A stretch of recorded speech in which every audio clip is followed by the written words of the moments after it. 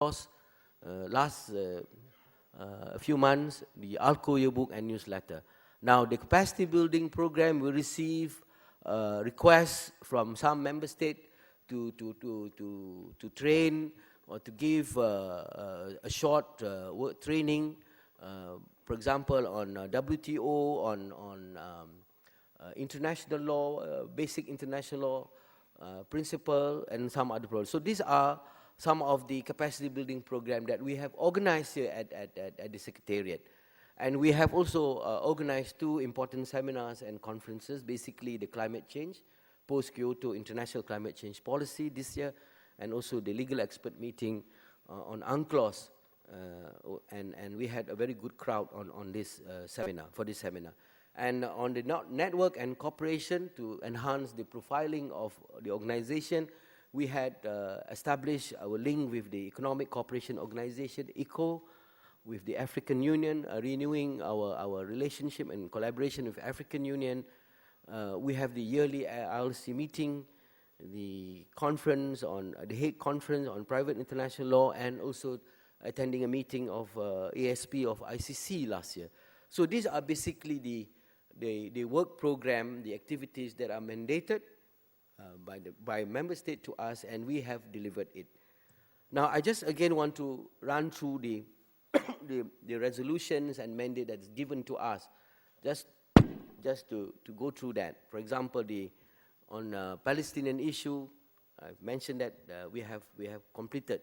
That this is the request, this is the mandate given by member state in the last year annual session in Abuja, that we managed within a year to complete the study, and today we launched that book. And so is the mandate on from the member state to complete a study on extraterritorial application of national legislation, sanction imposed against third party. We have just launched the brief summary of that book. Now, there is also a request by the member state to the SG to continue convening ALCO ILC meeting. This has been the tradition. This has been a very important meeting. It's always been a fruitful meeting between ALCO and the ILC members in Geneva, and request the SG to bring to the attention of ILC the views expressed by member state during the annual session of ALCO on the item on its agenda during its 51st annual session. It is in my report. Also on the law of the sea, we managed to organize the conference. And this was, as I like to mention again, this was mandate we received last year in the last year annual session. On trafficking in women and children, we have organized, for example, an expert meeting in Putrajaya, Malaysia, a collaboration with the Malaysian government on the subject of trafficking in women and children. The ICC, I just want to run through this. Environment and Sustainable Development, again, Secretariat had organized a seminar on this issue. The work on UNCITRAL and other international governmental organizations, WTO, expression of folklore, international terrorism. These are all the work program of ALCO that we are supposed to carry out. And apart from the Secretariat that has been mandated or given the directive to work on the work program, there is also obligation on the part of the member state. And these are the resolutions that have been passed, for example, last year. On ILC, for example, it recommends member state to contribute to the work of ILC, in particular by communicating their comments and observation regarding issues identified by the ILC on various topics currently on its agenda to the Commission. Now, what we have done on our part, we put in our website the work program of ILC, the agenda item of ILC, and new topic. If you go to ALCO website, for example, there is a special work of ILC. And we expect member state to give us feedback, to send us comments and observation. but unfortunately is not forthcoming.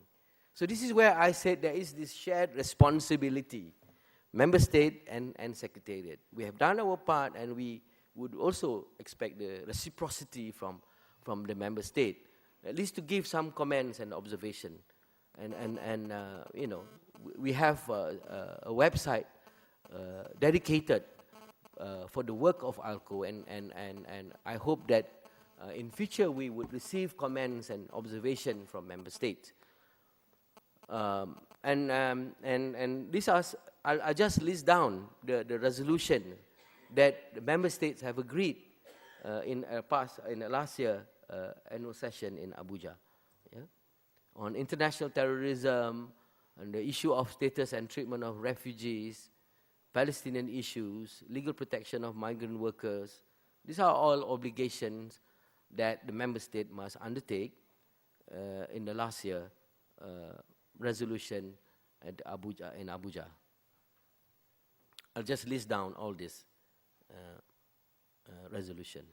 Now, so as I said, that there must be this reciprocity with the Secretariat, that we will carry out the duty that has been mandated to us, as I have mentioned earlier, with constraints that is on our, you know, that we are facing the constraint, human resource and finance, but we are able to do that despite the impediment or predicaments. But at the same time, we would expect that member state would continue giving us support, particularly in getting information, in getting the feedback whilst you know, at the Secretariat. Now, the second point is on financial matters of ALCO. As I said, I will not dwell detailed discussion or presentation on this because my colleague Dr. Fukahuri will make the presentation later. But I want to inform the member state today that until 17th of July 2013, the annual contribution from 37 member states have been received for the year 2013, but we have not received from 13 member states at this point.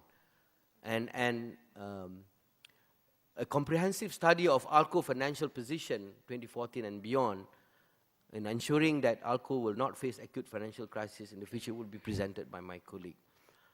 Now, at the same time, we have received requests from member states seeking reduction of annual contribution and also waiver. It is also reported. It is in my report. And we are requesting member states to make a decision as to whether the request will be accepted. One, in relation to seeking reduction of annual contribution, and second, in relation to waiver of contribution. And the member state will have to make decision on this. And the last point on financial matters, the depletion of Arab member state fund. Now we have a dedicated Arab fund, particularly for the purposes of translation and interpretation. And I must inform the member state that to date we have acute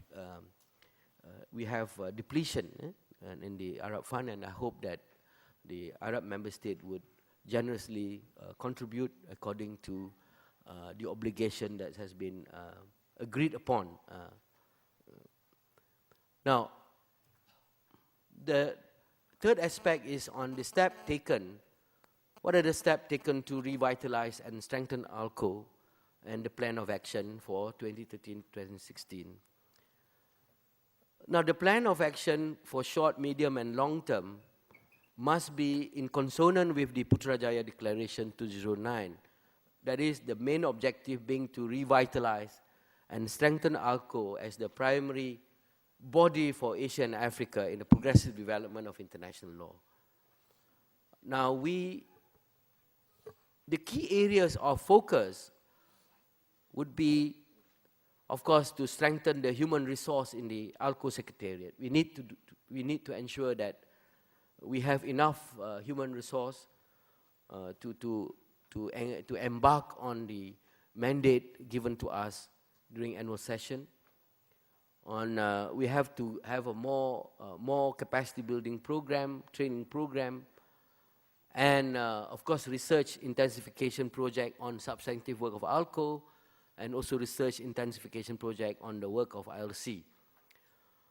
Now we would also like to organize an in-house training program for ALCO secretariat staff, our local staff. I think they require management programs, enhanced skill program, and this is very much required because we know that this is a very important aspect in any organization. And I would also like to organize or to engage on the program relating to the future juries of international law in Asia and Africa. I will discuss that in a few minutes. Now, as regard to the human resource at ALCO Secretariat, as I mentioned earlier, the Secretariat play a crucial role in pursuing and implementing the work of ALCO. Presently, the Secretariat functions under severe constraint on human and financial resources, yet the final product bears no witness to these handicaps and measure up to the quality and quantity of any important international conference and their output held anywhere in the world. Now, we also have made requests from Member States of Africa and Middle East to depute Deputy Secretary General to our Secretariat. Currently, we have 3 Deputy Secretary Generals who are from Asia. Now, we would like to have a Deputy Secretary General from Africa and also from the Arab countries.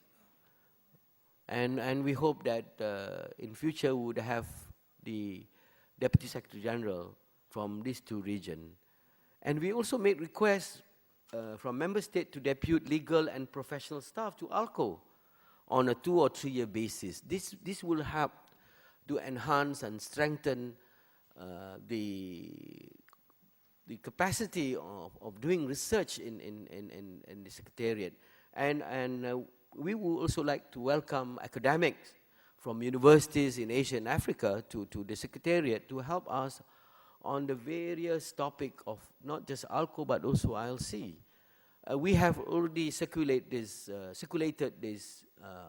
proposal to Member States, but as I said, it is not forthcoming. I hope that Member States would lend support to this proposal, so that we have enough a good capacity of researchers to conduct ALCO research and also ILC. I know the constraints of Member States in getting professional staff to come to ALCO, but I hope the richer countries or Member States would help us in achieving this objective.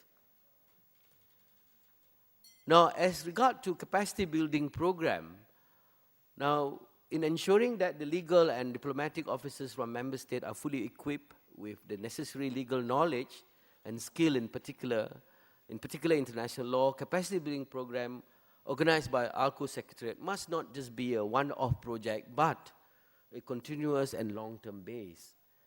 So we would like to do this actually. We are in a position to do so. And apart from acquiring the knowledge on international law, the officers must possess the necessary skill in conducting negotiation, drafting international legal texts and documents, and conducting applied research in their department.